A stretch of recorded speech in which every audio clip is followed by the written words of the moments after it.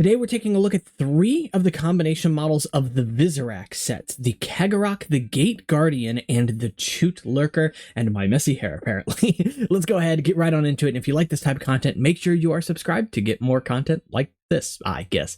All right, without further ado, we're going to start off with the first one that I mentioned, and I want to make note that I have very slightly modified all of these sets, but only with parts in the sets, the leftover parts pool. So, to get it started, the Kagarak. This one right here, this is a combination of the Bogarak model and the Sukarak model. I'm not going to refer to them by names anymore. I'm kind of tired of it, but I'm really happy with the design of the model overall. And this one plays probably the most important role in the story, showing up in the comics and also kind of showing up in other sets as well in different scales. It's kind of a weird one because it's sort of a catch-all for other Visorak type creations that LEGO would release. In terms of functionality here, it does still have the ability to pinch its pinchers down, and of course the ripcord for the launcher there.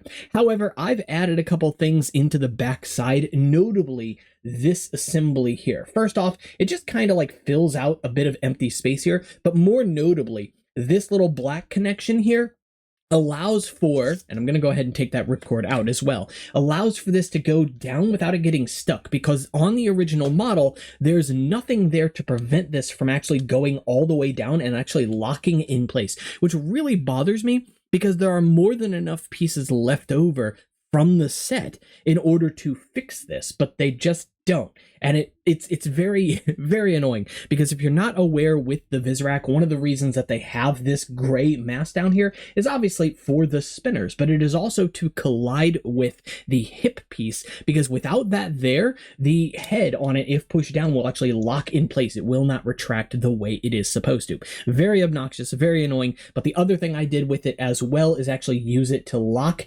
this gray piece back here in place, because otherwise it's left to just freely move around. Technically, I flipped it around as well to incorporate this, but it works out well. I think it works out great, and I think the model looks good overall. I moved the arms. They're not actually moved. They're in the same exact connection point as they normally would be, but they're kind of displayed as like wings sometimes, or like another set of legs, and they just look really weird, so I've actually tucked them in underneath the body like this, and I like that a lot better because now it sort of rounds out the body, and it just looks really good without interfering with the function of the set, right? So you can see from the side, the model is really well filled out compared to the original model without all those extra pieces and with those legs there, which is very hollow, very empty, and very thin and spindly. It just does not look very strong. So let me go ahead and put the Vertuka spinner back on here and move on to the Gate Guardian. This one I have modified quite a bit more because generally speaking, this is probably my least favorite of the 3 combination models,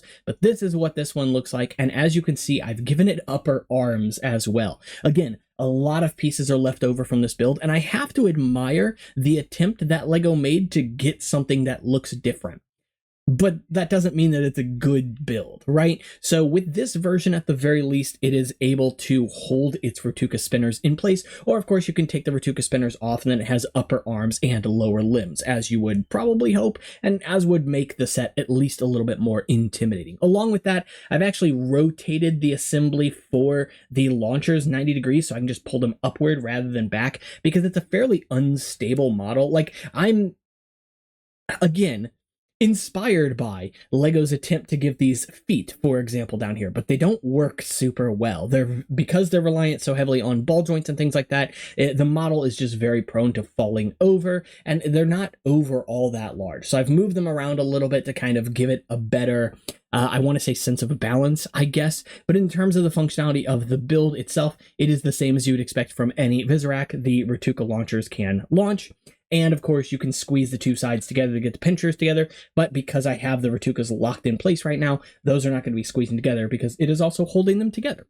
So that works out quite well. Obviously, it's a little bit of a weird one because of the asymmetry in colors. This is one that I think is much better to build if you own 2 of the same model rather than 2 different models, right? If you own 2 of the same, then it ends up looking a lot cleaner and a lot better overall, in my opinion. So I think overall, I did a pretty good job kind of cleaning it up. It's got a little tail or stinger back here. Since they're kind of insectoid-like, I wanted to make sure it had something back there as like a hint of again, stinging capabilities, right? But overall, not my favorite model by any means. And in terms of extra pieces left over between these two, the Kagarak has 11 pieces left over in this form, and the Gate Guardian has 15 pieces left over, so a decent amount there. But let's go ahead and move on to the last one, which is the Chute Lurker. And this is probably the one I had to change the least, but also kind of filled it out a little bit better in my personal opinion. So I really like this one. It is probably my favorite of the bunch overall. It goes for sort of like a centaur build where it's got the legs on the bottom and then it kind of like zigzags all around. The way that the body is built on this is actually pretty clever.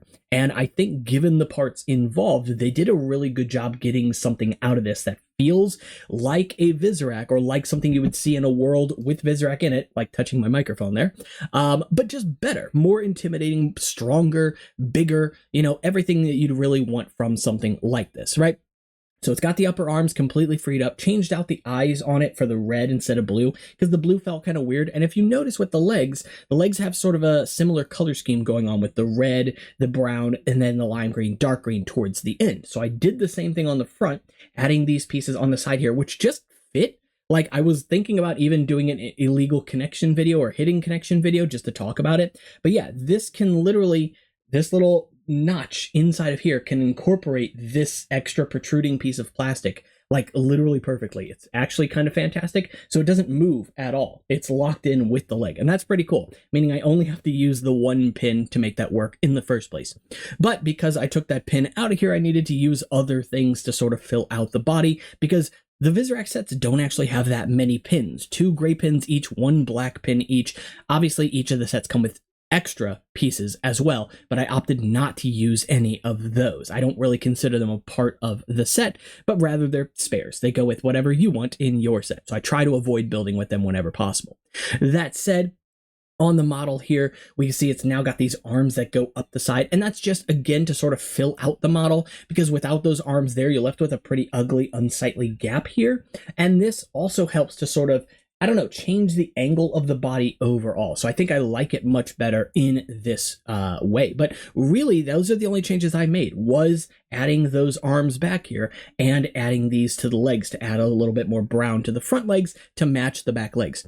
But that's basically it on the entire model. In terms of functionality, same thing as you would expect from any other Visorak.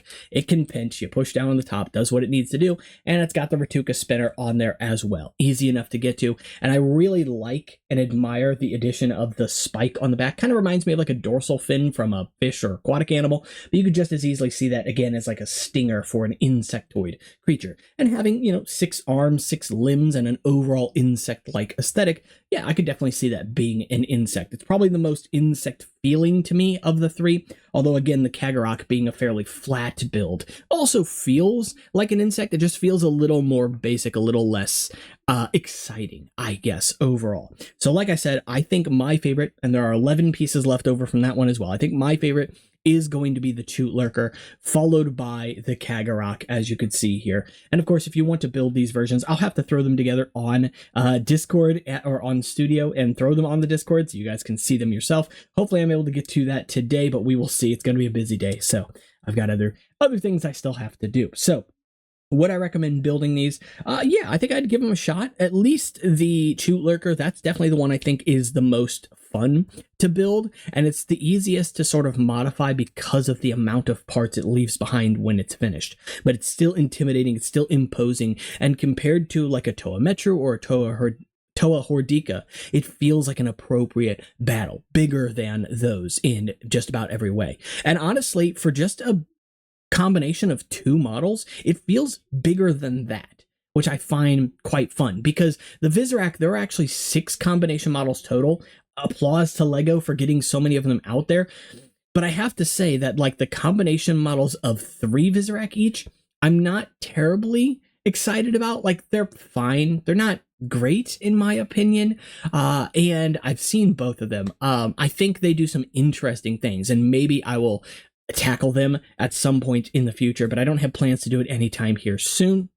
That said, of course, we also get the Zyvon as well, which I have built in the past, and I was not super impressed with it, if only because it's a very heavy model, and so it's very prone to just kind of collapsing under its own weight. It looks really cool, don't get me wrong, but again, I also think it's one that benefits from having multiple copies of the same set as well, just because, I don't know, I'm not the biggest fan of color asymmetry, I guess.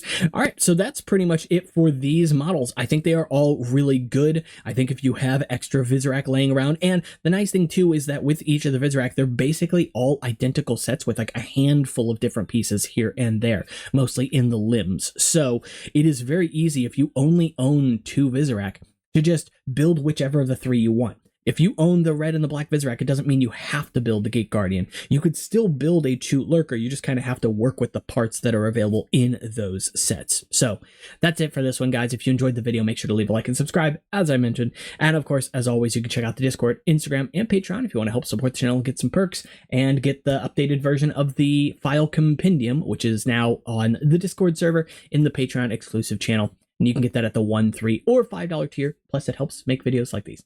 Take care.